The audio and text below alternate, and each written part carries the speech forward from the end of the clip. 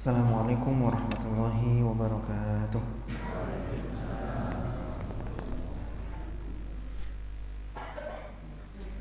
Alhamdulillahi rabbil alamin. Segala puji hanyalah milik Allah, pencipta, penguasa dan pengatur seluruh alam semesta. Wa bihi nasta'in. Hanya kepadanya lah kita memohon pertolongan ala umuri dunya waddin, baik dalam urusan dunia maupun akhirat. Wa afdalus salati wa atammut taslim, seutama salawat dan sesempurna salam ala abdihi wa rasulihil amin, semoga terlimpahkan kepada hambanya sekaligus rasulnya yang terpercaya, Sayyidina Nabi Muhammadin, junjungan kita baginda Nabi Muhammad, wa ala alihi wa sahbihi wa atba'ihi, dan juga terlimpahkan untuk seluruh keluarga beliau, sahabat beliau dan pengikut beliau, alladzina tabauhum bi ihsan ila yaumiddin, yaitu orang-orang yang berusaha mengikuti mereka dengan baik hingga hari kiamat. Amma ba'd, Allahumma ja'alna minal ladzina yastami'una al-qawla fayattabi'una ahsanah. Ya Allah, jadikanlah kami termasuk hamba-hambamu yang Engkau lembutkan hatinya, Engkau lunakkan hatinya sehingga berkenan mendengarkan perkataan berupa nasihat dan pelajaran, kemudian mau mengikuti apa yang terbaik darinya. Allahumma arinal haqqa haqqa warzuqna ittiba'ah. Ya Allah, jadikanlah kami melihat yang hak, nampak hak, dan berilah kami rizki berupa kemauan dan kemampuan untuk mengikutinya. Wa arinal batila batila warzuqna ijtinabah, dan jadikanlah kami melihat yang batil, nampak batil, dan berilah kami rizki berupa kemauan dan kemampuan untuk menjauhinya. Wala taj'alhu multabisan alaina fanadilla, dan janganlah Engkau jadikan kebatilan tersebut nampak samar-samar bagi kami sehingga kami tertipu olehnya, sehingga kami tersesat karenanya. Waj'alna lil muttaqina imama, dan jadikanlah kami sebagai imam, sebagai pemimpin bagi orang-orang yang bertakwa. Amin ya rabbal alamin. Para bapak, para ibu, hadirin dan mustami'in sekalian yang dimuliakan Allah Subhanahu wa ta'ala. Pada kesempatan pagi hari ini saya ingin menyampaikan satu hal yang sangat penting mengenai kaidah dalam menuntut ilmu agama. Kaidah tersebut berasaskan sabda Nabi Muhammad sallallahu alaihi wasallam, innallaha, sesungguhnya Allah, la yaqbidul ilma intiza'an, tidaklah mencabut ilmu secara paksa, yantazi'uhu minal ibad, yang mana Allah begitu saja mencabutnya dari para hambanya. Asalnya berilmu, tahu-tahu langsung hilang ilmunya. Asalnya ingat, tahu-tahu hilang ingatannya. Tidak semacam itu ketika Allah hendak mencabut ilmu agama dari atas muka bumi ini. Walakin yaqbidul ilma biqabdil ulama, akan tetapi Allah mencabut ilmu dengan mencabut atau mewafatkan para ulama. Hatta idza lam yubqi aliman, sehingga tatkala Allah sudah tidak menyisakan seorang alim pun di satu daerah, ittakhadhan nasu ru'asa'a juhalan, maka orang-orang mengangkat para tokoh yang bodoh sebagai pemimpin mereka, sebagai panutan mereka, sebagai ulama mereka. Fasu'ilu, lalu tokoh yang mereka angkat ini ditanyai masalah agama. Tokoh yang mereka angkat ini diminta untuk berceramah, untuk memberikan mau'idhah hasanah, atau disuruh jadi khotib dan lain sebagainya. Fa'aftau, maka dia pun berfatwa. Dia ditanya maka dia pun menjawab. Berfatwa dalam masalah agama. Apakah dengan ilmu? Ternyata bi ghairi ilm, tanpa ilmu. Dia tidak memiliki kompetensi dalam ilmu agama, namun dia memaksakan diri untuk menjawab pertanyaan jamaahnya. Jawabnya tidak pakai ilmu tapi pakai hawa nafsu. Dan boleh jadi orang-orang semacam ini pengikutnya banyak, karena biasanya seseorang itu melihat kepiawaian seseorang dalam menyampaikan, kehebatannya dalam berpidato. Susunan katanya indah, ya, kalimat-kalimatnya terkesan penuh dengan hikmah. Kemudian ceramahnya itu semacam menyihir seluruh jamaahnya, langsung terdiam senyap, tidak ada yang berani dan bisa berbicara. Kemudian setelah dia fasu'ilu fa'aftau bi ghairi ilm, ya, fadallu wa adallu, maka orang ini, orang yang berfatwa tanpa ilmu atau berbicara masalah agama tanpa ilmu, dia ini orang yang sesat sekaligus menyesatkan. Sesat untuk dirinya sendiri, ya, karena beragama tanpa ilmu, kemudian menyesatkan orang lain karena menularkan kebodohan dirinya kepada orang lain. Dari sini ada beberapa faedah yang bisa kita petik. Yang pertama, kita jangan asal mengustadkan seseorang atau menokohkan seseorang. Jangan asal memberikan kedudukan kepada seseorang sampai kita ketahui secara pasti latar belakang keilmuannya. Pernah belajar di mana, sanad keilmuannya ke siapa, lalu metodologinya dalam menyampaikan agama itu bagaimana, apakah sesuai dengan Rasulullah SAW ataukah menyelisihi. Dulu pernah saya sampaikan, di antara tanda seorang itu dikategorikan ulama adalah apa yang disampaikan benar-benar warathatul anbiya, warisan para nabi. Al ulama warathatul anbiya, ulama itu adalah pewaris para nabi. Warisannya nabi itu apa? Warisannya nabi itu apa? Warisannya qala Allah, qala Rasulullah. Allah berfirman, Rasulullah bersabda. Artinya Al-Quran sama hadis. Ketika seseorang diulamakan, kemudian ketika menyampaikan bab akidah, menyampaikan pula dalilnya dari firman Allah, sabda Rasulullah.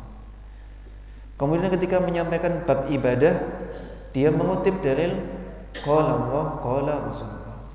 Tatkala dia menyampaikan masalah al-akhlaqul karimah atau muamalah, dia mengutip dalil qala Allah, qala Rasulullah. Itu tanda-tanda dia adalah benar-benar warathatul anbiya. Kemudian yang berikutnya, dia tidak memahami Al-Quran dan hadis secara sembrono dan serampangan. Ada metodologinya. Ada kalanya Al-Quran ditafsirkan dengan Al-Quran, ada kalanya Al-Quran ditafsirkan dengan hadis, ada kalanya Al-Quran dan hadis itu ditafsirkan dengan pemahamannya para sahabat, praktek keagamaan para sahabat terhadap firman Allah dan sabda Rasulullah SAW. Karena mereka adalah orang-orang yang paling mengerti apa maksud dari firman Allah dan sabda Rasulullah. Bagaimana tidak? Sedangkan tatkala ayat itu turun, mereka hidup bersama Rasulullah, dan Rasulullah tidak menyampaikan ayat gitu aja, tapi disertai penjelasan dan pengamalan. Sehingga kaidah berikutnya, di samping senantiasa berpegang teguh kepada Al-Quran dan hadis, Kaidah yang berikutnya adalah memahami keduanya dengan pemahaman yang benar. Pemahaman siapa? Pemahaman para sahabat Rasulullah sallallahu alaihi wasallam. Makanya beliau tatkala menjelaskan bahwasanya umatnya bakal terpecah menjadi 73 golongan, semuanya di neraka, terancam ke neraka, kecuali satu. Lalu para sahabat bertanya, siapa satu golongan yang selamat itu dari 73 golongan yang semuanya terancam masuk neraka? Beliau menjawab, ma'ana alaihi wa ashabi. Mereka adalah orang-orang yang mengikuti jalanku dan jalan para sahabatku. Jadi dalil tidak boleh dipahami secara asal-asalan. Kita cek tafsirnya para ulama dari generasi terdahulu, seperti apa maksud dari firman Allah Subhanahu wa taala. Karena tidak serta-merta tatkala seseorang bisa menyebutkan dalil dari akidahnya atau amaliyahnya berarti itu pasti benar. Karena bisa jadi ayatnya benar, hadisnya benar, tapi penafsirannya tidak benar. Saya pernah membuat contoh, wa aqimis salata lidzikri, dirikanlah salat untuk mengingatku. Itu dalil, ya. Kemudian dijadikan sebagai argumen oleh orang-orang kebatinan yang mana sholatnya cukup ingat Allah gitu aja. Jadi ada adzan, dia duduk di ruang tamu atau bahkan dia sedang duduk di kendaraannya, dia ingat Allah, ya, mungkin dia memejamkan mata atau bagaimana, dianggap sudah sholat. Karena sholat itu untuk mengingat Allah. Asalkan kita sudah ingat kepada Allah, dianggap sudah sholat. Dalilnya benar, ya, dalilnya benar, tapi sisi pendalilannya tidak benar. Cara memahami dalilnya tidak benar. Pernahkah Rasulullah dan para sahabatnya gara-gara ayat itu sholatnya begitu? Jawabannya tidak. Berarti itu dalilnya benar, tapi pemahaman terhadap dalilnya tidak benar. Jadi dua yang perlu kita lihat, dalilnya apa, terus memahami dalilnya ngikuti siapa. Paham ya? Terus yang berikutnya, setelah kita jangan asal-asalan menokohkan seseorang sampai kita cek and recheck terlebih dahulu kapasitas ilmunya dan kompetensinya. Yang berikutnya, kita jangan bertanya kecuali pada ahlinya, ya. Jangan bertanya kecuali pada ahlinya, karena tatkala kita tanya kepada yang bukan ahlinya, maka kita akan mendapatkan jawaban yang tidak sesuai dengan apa yang Allah cintai dan Allah ridhoi. Contoh, bertanya masalah hukum sonhorek kepada orang yang memang cintanya sonhorek, jawabannya halal jadinya. Tanya kepada orang yang tidak takut kepada Allah Subhanahu wa ta'ala. Tanya kepada tokoh yang dia bisa disogok, ya jawabannya nanti bakal menyetujui itu, ya. Tapi ketika tanya kepada ulama yang warok, yang takutnya kepada Allah, bukan takut kepada manusia, maka dia tanpa ada keraguan sedikit pun hukumnya adalah haram. Membaca Al-Quran kalau ganggu orang itu haram, apalagi ini isinya nyanyiannya, musiknya itu maksiat. Kemudian ganggu orang lagi, dan ganggunya bukan ganggu yang biasa-biasa aja, luar biasa. Genteng itu bisa rontok, ya. Bahkan saya sangat tidak habis pikir ketika ada sonhorek itu mau lewat, gaburannya nggak cukup, kurang besar, gaburannya didodol. Gaburannya itu dibongkar tuh kan habis jutaan itu untuk bangun gaburan. Demi agar truknya sonhorek itu bisa lewat, gaburannya dirobohkan. Gimana? Cara berpikirnya gimana? Dan juga ada kasus orang yang sampai gendang telinganya pecah, ya. Kemudian orang yang sakit jantung meninggal dunia, dan bermacam-macam, ya, bagaimana itu tidak haram? Jelas haramnya, ya, jelas haramnya, ya. Dan semoga di sini nggak ada yang menjadi pecinta sonhorek. Sebanyak berapa telinga yang terganggu olehnya, sebanyak itulah dosa yang ditanggungnya. Na'udzubillah summa na'udzubillah. Yang berikutnya, tatkala, ini faedah yang ketiga, tatkala seseorang memang dia tidak memiliki kapasitas keilmuan dalam masalah agama, maka jangan berani-berani untuk terjun ke dalamnya, karena dia bakal dimintai pertanggungjawaban di hadapan Allah Subhanahu wa ta'ala. Ketika ditanya kemudian nggak tahu, maka jawab saja saya tidak tahu ya, saya tidak tahu. Buat PR gitu misalkan, nanti saya cek dulu di kitabnya para ulama, misalkan demikian. Jangan sampai setiap pertanyaan itu dijawab semuanya, iso nggak iso pokok jawab. Nah, itu bahaya ya. Jadi jangan malu-malu untuk mengakui ketidaktahuan, karena itu justru tanda bahwasanya orang tersebut adalah orang yang alim, orang yang takut kepada Allah Subhanahu wa ta'ala, tidak berani berbicara tanpa ilmu, tidak berani mengatakan sesuatu dalam masalah agama kecuali dia mengilmuinya terlebih dahulu. Kenapa? Karena tanggung jawabnya besar. Kalau saya dosa untuk diri saya sendiri itu berat, tapi akan menjadi lebih berat tatkala saya menanggung dosanya orang segini banyaknya. Gara-gara apa? Gara-gara tersesat oleh apa?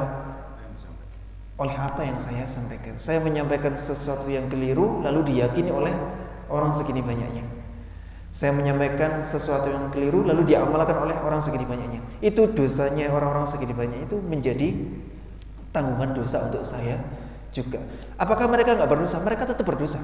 Tapi di samping mereka berdosa, penyesat mereka, ya, guru spiritual mereka itu juga kena dosanya.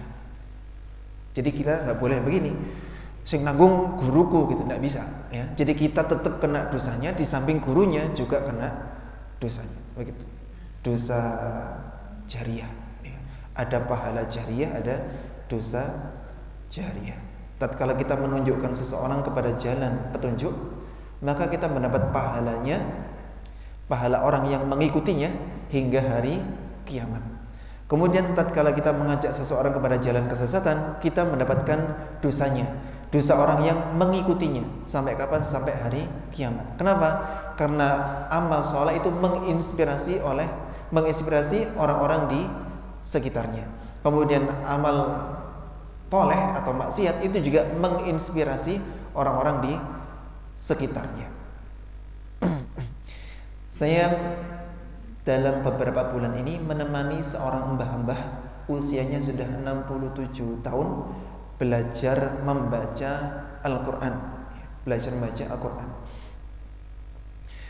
Dulu pernah saya ceritakan yang asal muasalnya di acara pernikahan, kemudian saya diminta membaca Al-Quran, dan ternyata itu sangat menarik hati beliau untuk belajar Al-Quran setelah beliau menghabiskan hampir seluruh hidupnya untuk dunia, ya. Kemudian di momen tersebut hidayah datang kepada beliau dan beliau segera menyambut itu, ya. Minta diajari membaca Al-Quran. Dan beliau ternyata itu salah satunya adalah terinspirasi oleh ayahnya di masa dahulu, ya. Ayahnya di masa dahulu itu belajar Al-Quran. Ini zaman sebelum kemerdekaan, ya. Belajar Al-Quran menempuh jarak kalau tidak salah 38 kilo setiap harinya kepada seorang kiai yang tempatnya jauh banget, ya. Jadi kalau tidak salah asalnya ini mengikuti khutbah. Kemudian ayahnya beliau ini itu mengagumi bacaan kiainya tadi. Kemudian akhirnya maju mendatangi kiainya, minta diajari baca Al-Quran. Maka ditanyai rumahnya di mana? Rumahnya jauh sekali ternyata. Maka beliaunya menyetujui ditentukan harinya atau ditentukan waktunya. Dan beliau datang dengan jarak 38 kilo di masa itu. Tidak tahu kendaraannya kendaraan apa itu. Itu kan modalnya banyak itu, ya. Kata beliau, jika dikurskan maka setara dengan 2 kilogram beras di masa itu, gitu, ya. Itu sesuatu yang sangat berharga. Pokoknya modalnya banyak banget, 38 kilo selama 2 tahun. Dan kiainya kebetulan kiai yang kaya raya, ya. Kiai yang kaya raya dan tidak mau dibayar. Wis awakmu nang kene wis bondoe wis akeh jadi tambahi kaya bayar aku wis gak nututi, gitu, ya. Belajar selama kurang lebih 2 tahun. Anaknya belum meniru, tapi ternyata di usia tuanya meniru ayahnya. Dari situ ada jariyah apa enggak untuk ayahnya? Ada pahala jariyah untuk orang tuanya. Kenapa? Menginspirasi anaknya untuk mau belajar Al-Quran sebagaimana dirinya. Saya ingin menunjukkan hasil belajar beliau untuk sementara ini. Usianya berapa tadi? 67 tahun. Beliau ini ngotot, pengen belajar itu ngotot. Saya akan menyesuaikan dengan jadwalnya Ustaz. Kapanpun, dimanapun saya siap gitu. Jadi kadang ngajinya itu pagi, ya, kadang siang, ya, kadang sore, kadang malam hari, kadang ngaji sampai jam 8:30. Pokoknya terserah saya. Saya ada waktu kosong kapan, beliaunya minta diajari sepekan 2 kali itu. Dan karena semangatnya luar biasa, Allah karuniakan banyak kebaikan kepada beliau, dimudahkan prosesnya. Ini untuk motivasi buat kita semuanya ya, bahwasanya belajar itu tidak terbatasi oleh usia. Ya, belajar itu bukan sampai usia berapa, bukan, tapi sampai tutup usia.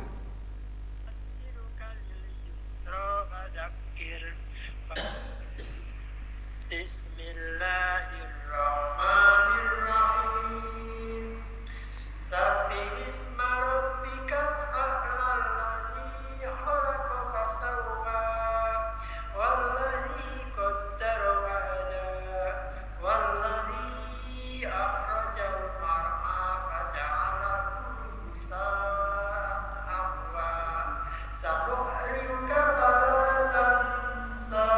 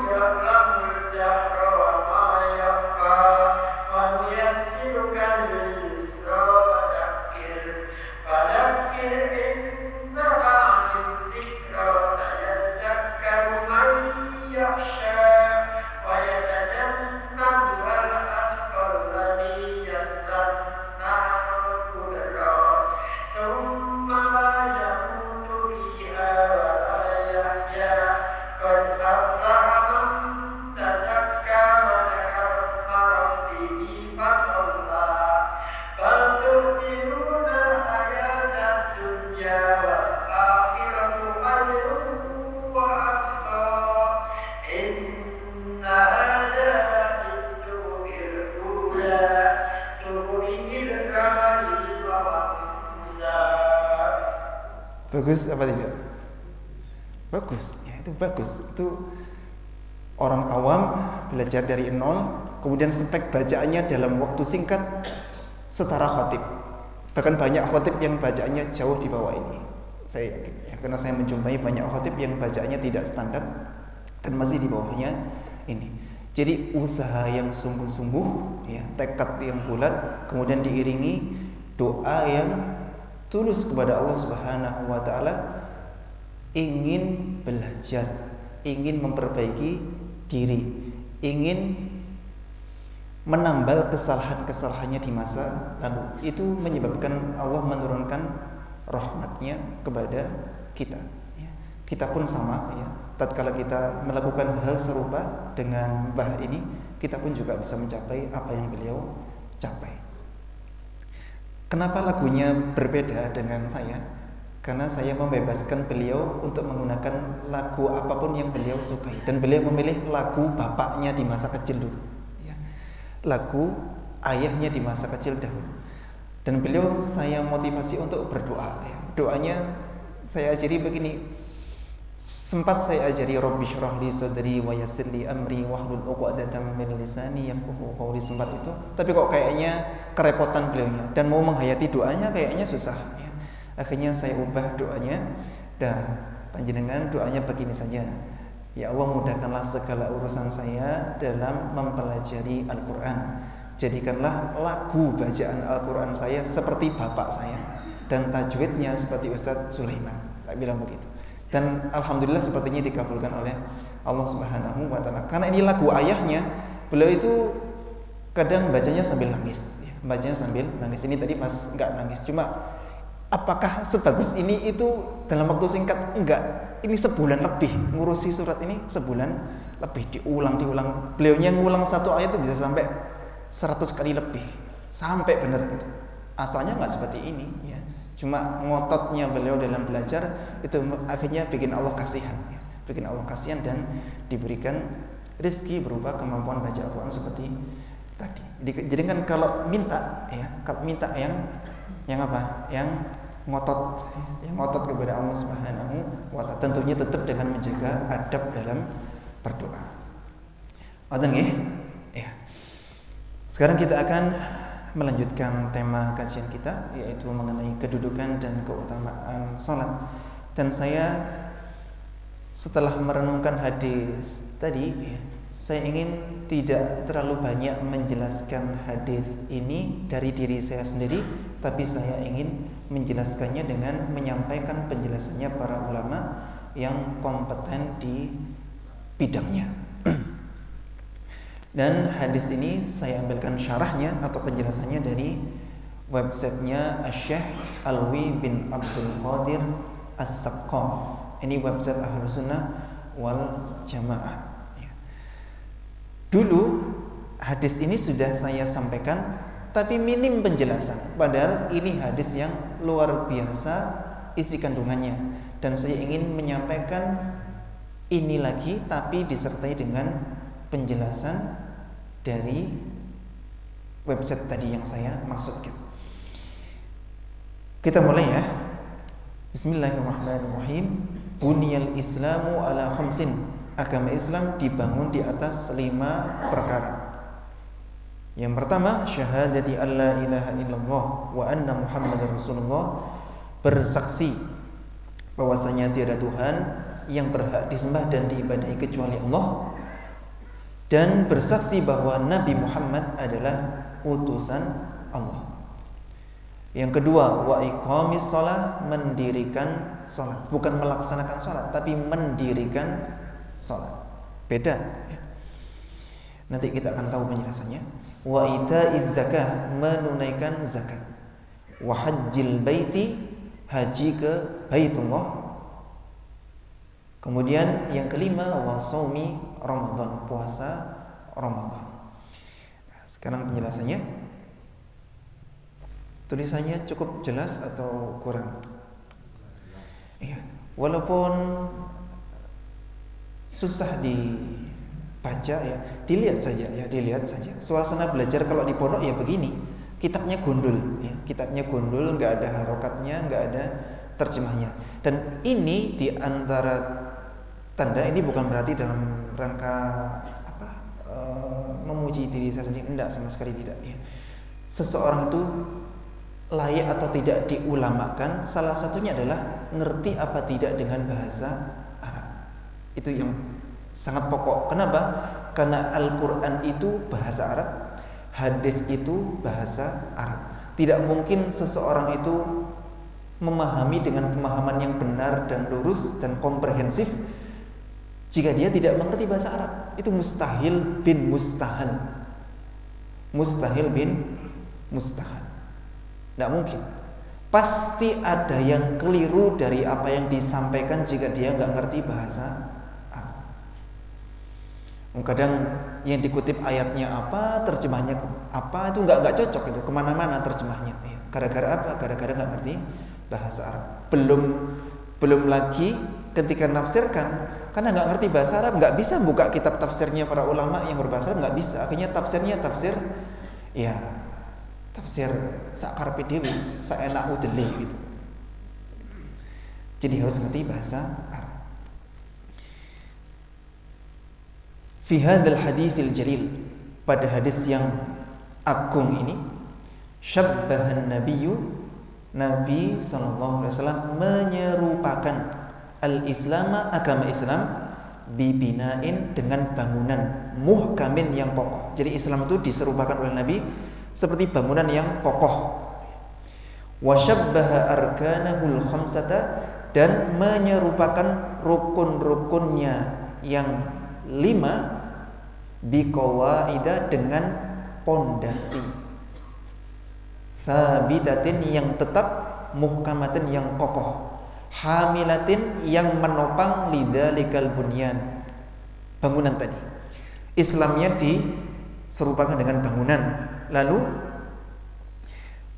rukun Islamnya diserupakan dengan pondasi-pondasi yang menopang bangunan tadi. Fala yathbutul bunyanu, maka bangunan itu tidak akan tegak berdiri biduniha, tanpa pondasi. Gini betul. Wa baqiyatu khisalil Islam, kemudian praktek keislaman yang sisanya ya, selain yang rukun Islam, kata timmatil bunyan, itu seperti penyempurna dari bangunan tadi. Yang 5 tadi itu intinya ya, yang sisanya itu penyempurnanya saja. Wa awwalu hadhil arkan, yang pertama dari rukun Islam yang 5 ini adalah asyhadatan, 2 kalimat syahadat. Syahadatu an la ilaha illallah, bersaksi bahwa tiada Tuhan yang berhak disembah dan diibadahi kecuali Allah, wa anna Muhammadan Rasulullah, dan bahwasanya Muhammad sallallahu alaihi wasallam adalah utusan Allah. Wa huma, keduanya, 2 kalimat syahadat ini, ruknun wahidun, adalah satu rukun, satu kesatuan. Likauniha, karena keberadaannya, mutalazimataini, saling terkait. Syahadat yang pertama dan yang kedua itu saling terkait. La tanfaqu ihdahuma anil ukhra, salah satunya tidak bisa dipisahkan dari yang lainnya. Tidak bisa seseorang mengucapkan aku gelem syahadat tapi asyhadu an la ilaha illallah, la asyhadu anna Muhammadar Rasulullah, aku enggak gelem. Enggak bisa ya. Dia mengakui ketuhanan Allah tapi enggak mengakui kerasulan Rasulullah sallallahu alaihi wasallam. Akhirnya jadi kayak orang ahli kitab. Orang ahli kitab kan mengakui ketuhanan Allah tapi enggak mau mengakui kerasulan Rasulullah Nabi Muhammad sallallahu alaihi wasallam, gara-gara ternyata Nabi Muhammad tidak berasal dari golongannya, tidak berasal dari Bani Israel, ternyata dari golongan orang Arab. Walaupun sudah dijelaskan bahwasanya Nabi itu diutus bukan untuk golongan tertentu tapi untuk seluruh golongan, untuk seluruh manusia. Ini juga menjadi renungan buat kita. Jangan sampai kita itu hanya mau mendengar kalau dari golongannya saja. Jadi yang dilihat itu bukan golongannya apa, kelompoknya apa gitu. Tapi yang dilihat adalah apa yang disampaikan. Jika itu qala Allah, qala Rasul, kemudian cara memahami keduanya juga benar, maka kita terima dan kita benarkan. Begitu siapapun yang menyampaikannya, walaupun boleh jadi kelompoknya berbeda, walaupun boleh jadi usianya masih muda, walaupun boleh jadi kalah tenar dibandingkan tokoh yang kita idolakan, namun ternyata dia membuktikan secara konkret bahwasanya yang disampaikan oleh tokoh yang kita idolakan itu salah, ditunjukkan dalilnya, bukti-bukti dalilnya begini, ternyata benar-benar menyelisihi. Maka siapa yang kita benarkan? Yang kita benarkan dia, walaupun muda usianya, walaupun sedikit pengikutnya, walaupun tidak terkenal namanya. Karena setiap orang itu bisa diambil dan bisa ditolak perkataannya kecuali Nabi Muhammad SAW. Dan seseorang bisa diterima dan ditinggalkan pendapatnya dalam masalah agama kecuali Nabi Muhammad SAW. Ketika seseorang menyampaikan sesuatu dan itu yang disampaikan adalah firman Allah dan sabda Rasulullah, itu berarti kan sedang menyampaikan apa? Menyampaikan ajarannya Nabi Muhammad SAW. Dia tidak menyampaikan ajaran dari hawa nafsunya, dari hasil akal-akalannya, bukan. Akan tetapi itu dari Rasulullah SAW.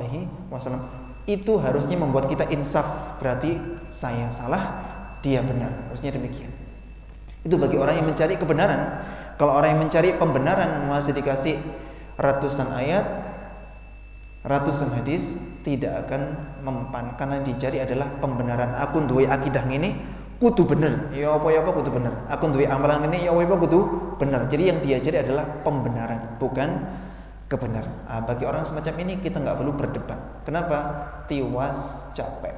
ya, ngabisin waktu dan hasilnya tidak ada sama sekali. Tiwas hati kita ini jadi mangkel ya, jadi sebel gitu. Sholat jadi nggak khusyuk gara-gara iling-ilingan wajahnya, ya. Teringat-ingat wajahnya. Kalau teringat-ingat wajah kekasihnya gitu kan enak. Kekasih di sini maksudnya suaminya atau istrinya. Jadi ingat-ingat wajah orang yang tadi habis mentak-mentak kita, kemudian dia habis menjatuhkan kehormatan kita, kemudian meninggikan suaranya, kemudian mencaci maki kita dan lain sebagainya. Itu sholat kita jadi tidak khusyuk. Ya. Harusnya kita ingat Allah tapi justru ingat si dia. Saya lanjutkan. Dua syahadat ini adalah satu rukun, ya, tidak bisa terpisahkan antara satu dengan yang lainnya. Sekarang makna dua kalimat syahadat. Sebelum membahas maknanya, saya sampaikan sebuah riwayat dalam Sahih Al-Bukhari. Satu ketika Al-Imam Wahab bin Munabbih. Wahab bin Munabbih ini dulunya adalah ahli kitab, ya. Dulunya ahli kitab, entah Yahudi entah Nasrani. Kemudian mendapat hidayah melalui tangan sahabat radhiyallahu anhum. Artinya dia bukan sahabat, tapi hidup di zamannya sahabat. Jadi dia masuk Islam melalui dakwahnya para sahabat, dan dia orang yang sangat alim, sangat soleh. Dan setahu saya yang tertulis di kitab-kitab itu beliau memiliki banyak karomah, tapi saya belum bahas karomahnya, cukup ilmunya saja.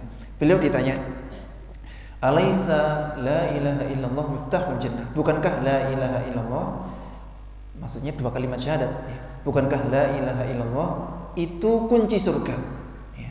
Beliau menjawab, bala, iya, la ilaha illallah itu kunci surga. Walakin laisa miftahun illa lahu asnan. Akan tetapi tidak ada satupun kunci kecuali memiliki gerigi. Fa in ji'ta bimiftahin lahu asnan. Jika engkau datang pada hari kiamat membawa kunci yang ada geriginya, futihalaka, maka pintu surga akan dibukakan untukmu. Wa illa lam yuftah laka. Namun jika tidak, maka pintu surga enggak akan dibukakan untukmu. Memang dua kalimat syahadat itu kunci surga, tapi kunci ini nggak bisa digunakan untuk buka pintu surga kalau nggak ada geriginya. Nah, kita kadang cuma ngucap, asal ngucap, tapi maksudnya apa nggak tahu, konsekuensinya dua kalimat syahadat nggak tahu. Akhirnya banyak orang ahli syahadat, tapi Islamnya Islam KTP, ya. Ada adzan, seolah-olah azan itu bukan panggilan untuk dirinya. Jika bukan untuk dirinya, lalu untuk siapa? Kan katanya dia orang Islam, tapi dipanggil tidak menyambut seruan tersebut. Nah, jika bukan untuk Anda, terus untuk siapa? Ya. Masa penganut agama lain disuruh datang ke masjid? Ya kan nggak mungkin. Ya. Bahkan nggak cuma sholat yang ditinggalkan, puasa Ramadan ditinggalkan, zakat ditinggalkan, hartanya berlimpah ruah, dia tidak mau berangkat haji. Hal semacam ini boleh jadi karena nggak ngerti konsekuensi dari dua kalimat syahadat. Yang kalau sudah mengucap dua kalimat syahadat mesti surga, belum tentu juga, ya, karena dia belum memberikan gerigi untuk kunci yang dia miliki. Nah, geriginya ini perlu dipelajari. Ya, perlu dipelajari. Ini salah satu bagian yang perlu kita pelajari dari geriginya dua kalimat syahadat. An yantiqal abdu, hendaklah si hamba mengucapkan bihima, dua kalimat syahadat tersebut. Jadi nggak boleh cuma di batin, harus diucapkan. Kalau cuma di batin, ya nanti kayak Abu Thalib. Ya, Abu Thalib itu meyakini kebenaran agama yang dibawa oleh Nabi Muhammad SAW. Abu Thalib itu pamannya Nabi, ya, yang berjasa sangat besar kepada Nabi Muhammad, baik sebelum diangkat jadi Nabi dan juga tatkala beliau sudah diangkat sebagai Nabi. Yang membesarkan Nabi itu Abu Thalib, ya. Kemudian tatkala beliau diangkat jadi Nabi, yang membela dakwahnya adalah Abu Thalib. Dan beliau dalam syair-syairnya itu sangat jelas menunjukkan bahwasanya agama yang dibawa oleh Nabi Muhammad itu adalah agama yang benar. Cuma beliau tidak kuat dengan cacian, makian dan ejekan yang bakal dilontarkan oleh kaumnya kepada dirinya kalau sampai masuk Islam. Sungkan, keenaan gitu. Jadi kan jangan jadi orang yang sungkanan, yang keenaan. Jika tahu itu benar, dah sikat, dah. Karena surga dan neraka kita tidak berada di tangan mereka, bukan di tangan tetangga kita, di tangan Allah Subhanahu wa taala. Jadi kan sungkan, bela-belanya sungkan, ya. Nanti di akhirat akhirnya masuk neraka. Kalau sudah tahu benar, dah. Sami'na wa ata'na. Abu Talib tapi nggak mau mengucap dua kalimat syahadat walaupun meyakini agama yang dibawa ponakannya itu benar. Di mana dia? Di neraka. Walaupun Nabi masih bisa kasih syafaat, tapi terbatas ya, sekedar memberikan keringanan azab. Ya. Jadi inna ahwana ahlin nari azaban dalam hadis Sahih Bukhari, sesungguhnya penduduk neraka yang paling ringan azabnya adalah Abu Talib. Inna ahwana ahlin nari azaban Abu Talib. Wa huwa munta'ilun bina'laini min nar. Dia memakai sepasang sandal dari bara api neraka. Yaghli minhuma dima'uhu, yang karena sepasang sandal itu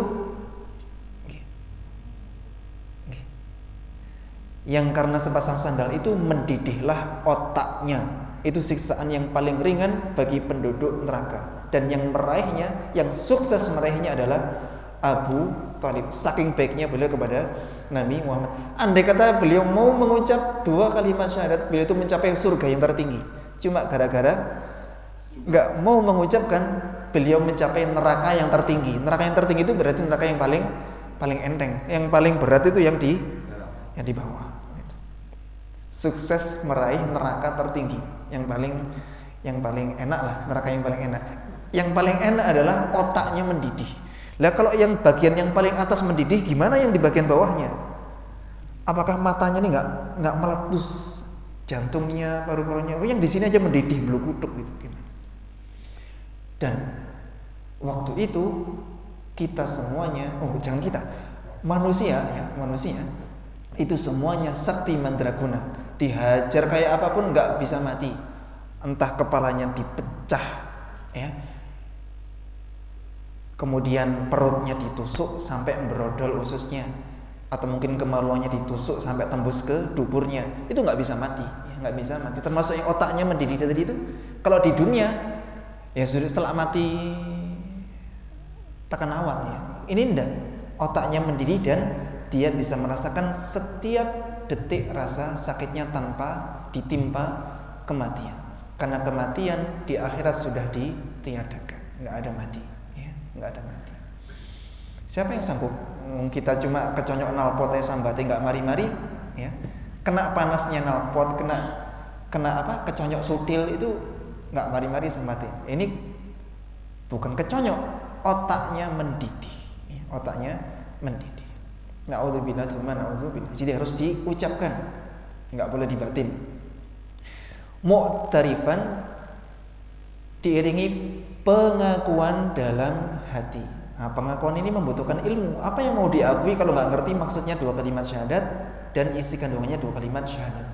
Wa muqirran, dan pembenaran biwahdaniyatillah, terhadap keesaan Allah Subhanahu wa taala, wastihqaqihi lil ibadati wahdahu, dan dia sebagai satu-satunya yang berhak untuk disembah, duna ma siwahu, bukan selain Allah Subhanahu wa taala. Jadi mengakui sepenuh hati tanpa keraguan sedikit pun, membenarkan tanpa penolakan sedikit pun bahwasanya Allah itu satu-satunya yang berhak untuk disembah, dan Allah itu satu-satunya yang memiliki sifat-sifat ketuhanan. Selain Allah nggak punya sifat-sifat ketuhanan.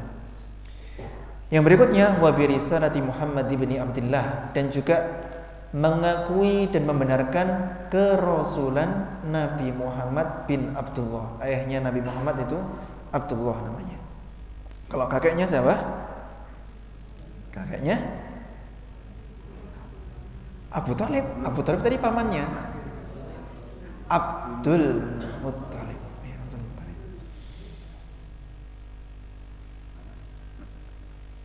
Kalau itu kan kakeknya, buyutnya siapa?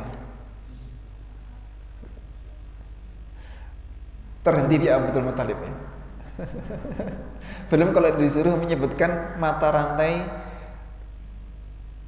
nasab beliau hingga Nabi Adam, baru kakeknya udah terhenti kan. Ya, kita lanjutkan.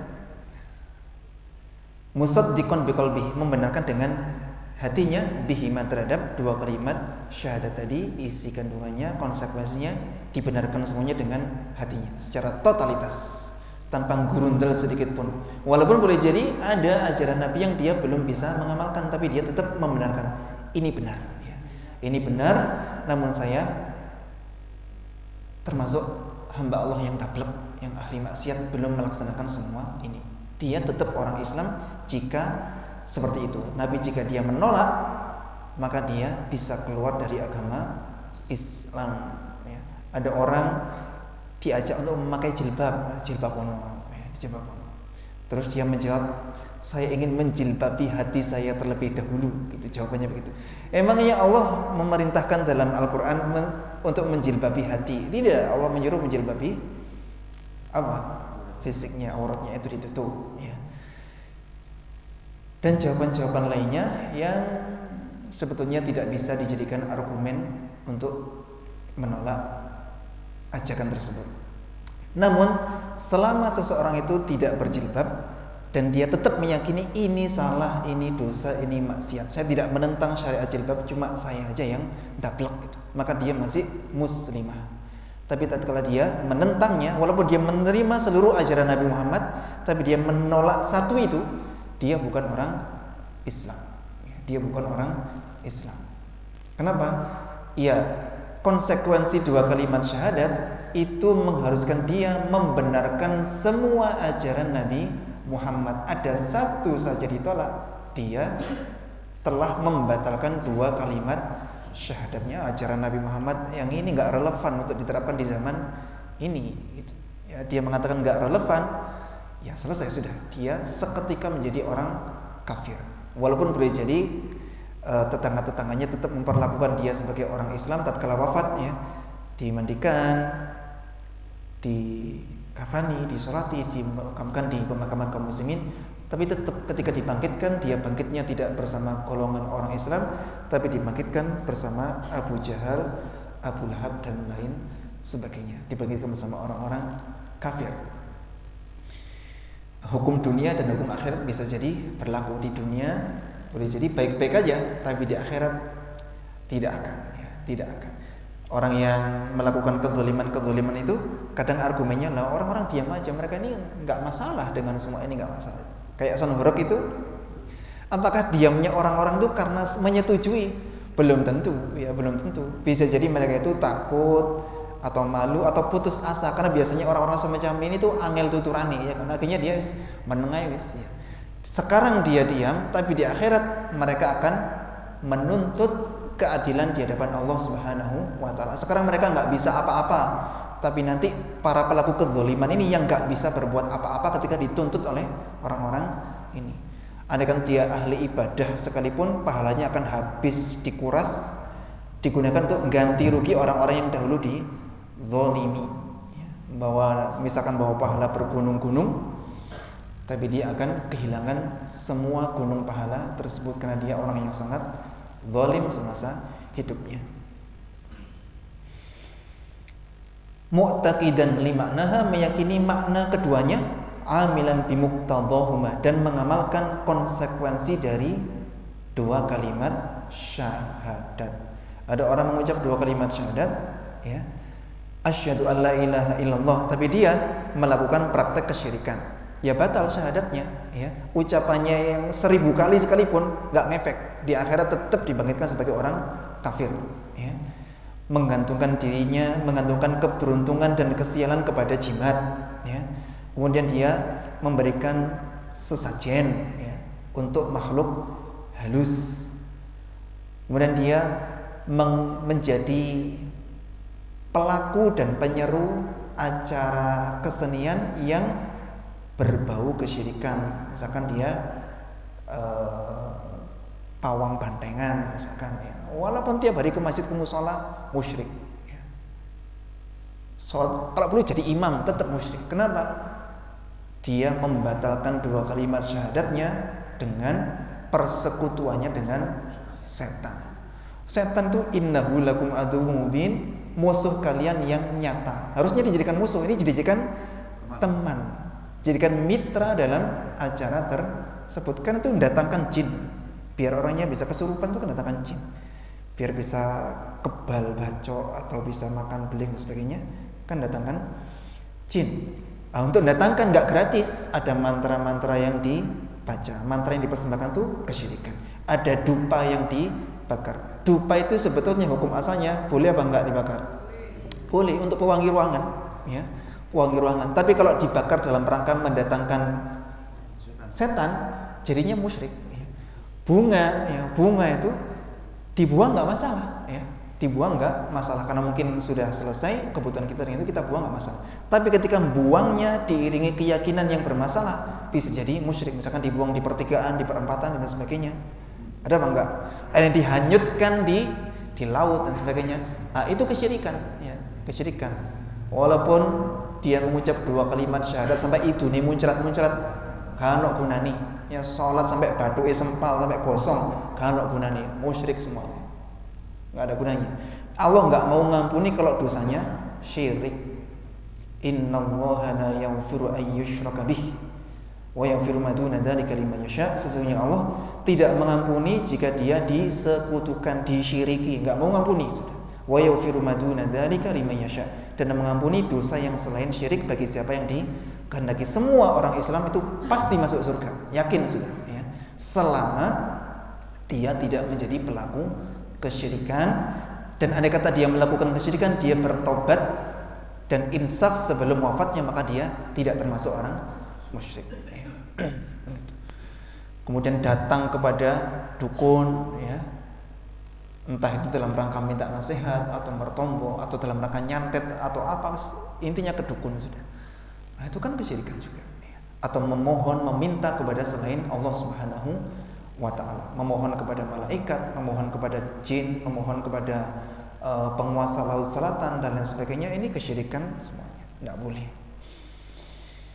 Kemudian selanjutkan, hadhihi hiya syahadatul lati tanfa'u sahibaha fid daril akhirah. Inilah syahadat yang bermanfaat untuk pemiliknya, untuk pengucapnya di negeri akhirat.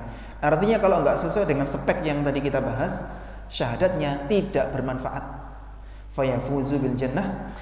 Ini adalah syahadat yang bermanfaat untuk dirinya dan dia sukses meraih surga dengan syahadat tersebut. Wa yanju minan nar, dan dia selamat dari neraka dengan syahadat tersebut, asalkan sesuai dengan spek yang kita bahas tadi, ya. Dah, ini rukun yang pertama. Betapa kita butuh penjelasan ini, ya bang, butuh penjelasannya. Sedangkan kemarin kita cuma lewat gitu aja, dibaca hadisnya lanjut, baca hadisnya lanjut. Jadi kita butuh penjelasannya, sehingga saya berpikir dan merenung, sepertinya kurang baik kalau cuma dibaca hadisnya. Kita harus menjelaskan juga agar kita paham dengan pemahaman yang utuh, tidak separuh-separuh. Selesai, sudah jam 6:05. Semoga tidak ada pertanyaan. Tapi jika ada pertanyaan, silakan.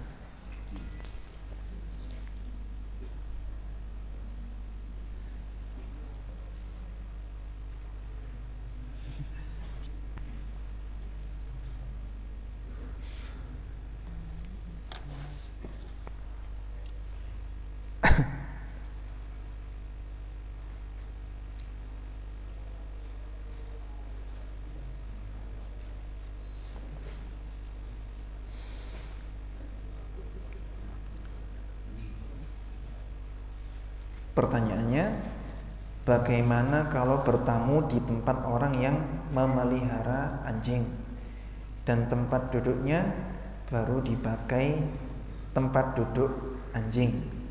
Apa baju yang kita pakai bisa untuk sholat? Begini, selama kita nggak tahu najisnya, nggak melihat najisnya, dan nggak meyakini di situ ada najisnya, pakai saja. Dikembalikan ke hukum asalnya, yaitu suci, itu aja, ya. Biar kita nggak jadi orang yang was-was. didik kumba, didik gambior dan lain sebagainya. Jadi selama kita nggak melihat najisnya, hukumi suci, selesai gitu aja sudah. Ya. Ada lagi? Silakan.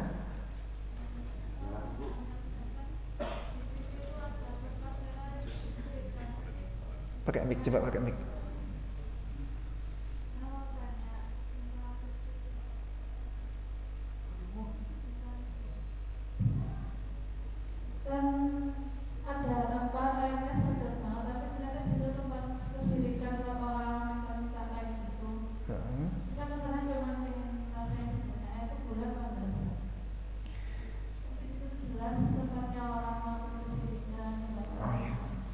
Ada tempat, anggap mungkin air terjun atau apa begitu ya. Di situ banyak orang melakukan ritual kesyirikan. Kita ke situ bukan untuk melakukan sebagaimana apa yang mereka lakukan, tapi sekedar liburan ya. Ingin mandi atau ingin apa begitu. Sebaiknya jangan ya, sebaiknya jangan. Karena tatkala kita melihat kemungkaran, kita itu ada tanggung jawab untuk mencegah kemungkaran, dan di situ kita tidak melakukannya. Ya mana? Tidak ya, sebaiknya enggak. Mbok menawa ada azab yang turun kepada orang-orang yang terkena yang menjadi pelaku kesyirikan ini, menimpa siapa? Menimpa kita dan juga mereka gitu. Padahal kita enggak ikut-ikut, tapi kita kena keburukannya gitu, menjauh ya. Kemudian ada ayat bunyinya begini. وَقَدْ نَزَّلَ عَلَيْكُمْ فِي الْكِتَابِ أَنْ إِذَا سَمِعْتُمْ آيَاتِ اللَّهِ يُكْفَرُ بِهَا وَيُسْتَهْزَأُ بِهَا. Dan sungguh telah turun atas kalian di dalam Alkitab, dalam Al-Quran, bahwasanya jika kalian mendengar ayat-ayat Allah dikufuri, kemudian diejek, dihinakan, artinya ada syariat Allah yang dilanggar, ada petunjuk Rasulullah yang diinjak-injak. فَلَا تَقْعُدُوا مَعَهُمْ حَتَّى يَخُوضُوا فِي حَدِيثٍ غَيْرِهِ. Jangan duduk bersama mereka, jangan kumpul bersama mereka sampai mereka membahas yang lainnya atau melakukan aktivitas lainnya yang tidak ada unsur pelanggaran syariat. Apalagi tadi pelanggaran syariatnya kesyirikan, kesyirikan. Innakum idzam mithluhum. Kalau kalian tetap ngumpul bersama mereka ya, kalian sama saja dengan mereka. Innallaha jami'ul munafiqina wal kafirina fi jahannam jami'a. Sesungguhnya Allah akan mengumpulkan orang-orang munafik dan orang-orang kafir di neraka jahanam bersama-sama. Jadi kalau bisa enggak usah ke situ, ya, cari yang lainnya. Hindari saja. Termasuk saya biasanya itu lebih memilih enggak usah rekreasi ke Candi Borobudur, ke Candi Prambanan, enggak ya. Itu kan simbol kesyirikan. Saya tidak ke sana. Cukup nggih? Udah jam 6:10. Mungkin ada yang buru-buru. Mari kita tutup dengan doa kafaratul majlis. Subhanakallahumma wa bihamdik asyhadu an la ilaha illa anta astaghfiruka wa atubu ilaik. Semoga menjadi amal saleh yang diterima, semoga ilmu kita barokah manfaat. Assalamualaikum warahmatullahi wabarakatuh.